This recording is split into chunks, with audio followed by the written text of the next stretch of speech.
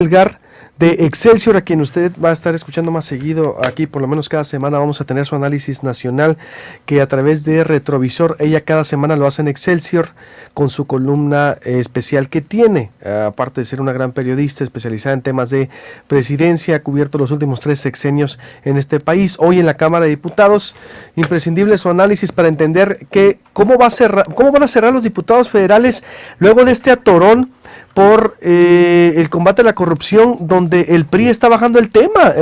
Apreciada Ivonne, buenos días. Muy buenos días, un gusto estar con ustedes. Y yo diría que es lamentable que no haya la capacidad de construcción de consensos, Luis Alberto, justo en el tema, el gran tema que hoy creo debería ser la bandera de todas las fuerzas políticas. Exacto. Y del gobierno del presidente Peña para atajar la crisis de credibilidad, los reclamos en las calles, y yo no veo una disposición, y deja la disposición, una capacidad política de reconstruir el andamiaje institucional para ponerle un hasta aquí a la corrupción. Han dicho que durante años la consigna del asesor electoral de Bill Clinton es la economía estúpidos, debería ser la máxima en el momento de ofrecer a los electores un cambio o un futuro, porque lo importante es que el bolsillo no esté vacío. Creo que en el caso de México esa consigna aplica, pero también tenemos el problema de la seguridad y peor aún, la corrupción. Yo creo que hasta ahí ha llegado este hastío, este ya basta que hemos escuchado en las movilizaciones con miles de jóvenes de una generación que ya no está dispuesta a tolerar la mentira de que aquí se respeta el Estado de Derecho. Es la corrupción, Luis Alberto, y por eso me parece lamentable la incapacidad de las fuerzas políticas, de todas, de ponerse de acuerdo y de establecer una respuesta a los ciudadanos. Pero se atoró el tema entonces, Ivonne, para poner en contexto, ¿es así entonces que...? Mira, va avanzando, hubo algunos avances el fin de semana, yo toqué base con algunas fuentes, tanto del PRI como del PAN, que nos confirmaban al menos que se había quitado la propuesta más controvertida. La propuesta original del PAN, que el presidente dijo que la asumiría en sus términos, incluía la conformación de un llamado Consejo Nacional de Ética Pública para estar evaluando el desempeño en materia de rendición de cuentas y no corrupción de los gobernantes. La propuesta del PRI, cuando hace suya esta figura, le agrega el que los integrantes de ese consejo van a ser el presidente de la República y los gobernadores. Y entonces se decía, pues parece un mal chiste, porque si van a ser los que hay que juzgar, van a ser los jueces y van a ser juez y parte, pues nunca vamos a poder revisar lo que no se ha podido revisar hasta ahora, ¿no? Y ese controvertido Consejo Nacional de Ética Pública ya se eliminó del dictamen, hasta donde yo me quedé, y lo difícil ahora era las atribuciones de la Auditoría Superior de la Federación particularmente, pero ya no hay prisa y no saldrá hoy, que es el último día del periodo ordinario, y tampoco hay disposición para un periodo extraordinario.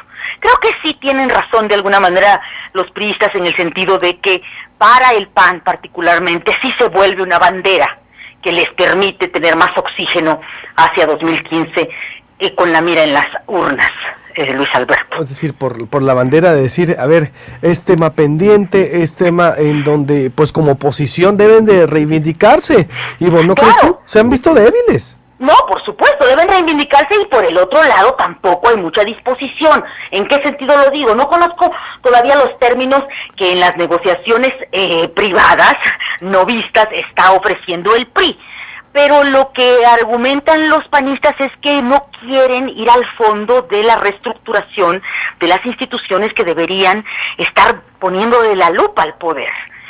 Yo, sin conocer esos diseños, sí señalo que el propio discurso del presidente, de sus colaboradores, del secretario de Hacienda, al cerrar la semana pasada, explicando la propiedad de su casa en Malinalco, que se le habría comprado con un convenio particular privado al Grupo IGA, pues sí denota que en el caso del gobierno federal y del PRI no hay un reconocimiento de que ahí hubo en la compra de esas casas un conflicto de intereses.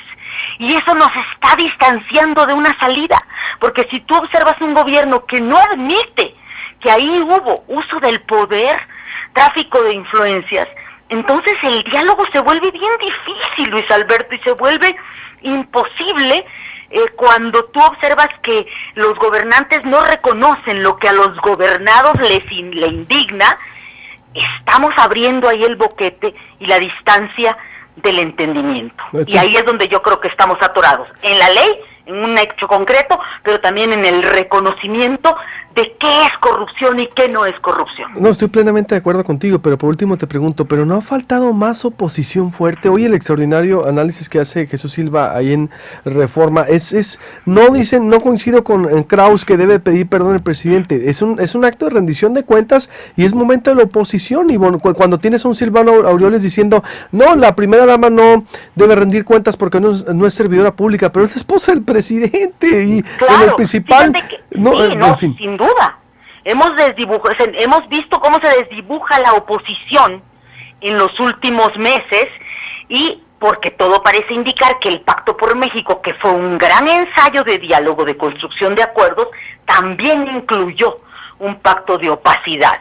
Y porque como todos tienen cola que les pisen y todos tienen expedientes pendientes, parecería ser que para que no le sigan moviendo, ¿verdad?, a Guerrero y ahí donde era la caja chica del PRD, y por eso permitieron que José Luis Abarca fuera el alcalde de Iguala y toda la red de complicidades, entonces mejor piden una comisión de investigar, pero en realidad son declaraciones mediáticas. En los hechos no se instalan y dicen, yo no voy a seguir funcionando como poder legislativo desde la oposición si no aclaramos esto. Y en eso sí es cierto, hemos perdido la capacidad de reclamo y de defensa de los ciudadanos por parte de la oposición, y eso es lo que también está en las calles, un divorcio entre lo que siente el ciudadano de a pie y la clase política y gobernante.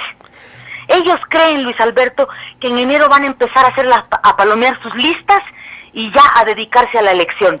Yo auguro una elección muy difícil con la impugnación de la ciudadanía, particularmente de las nuevas generaciones, que no se ven representados en esos políticos que no terminan de aprender a escuchar a la gente.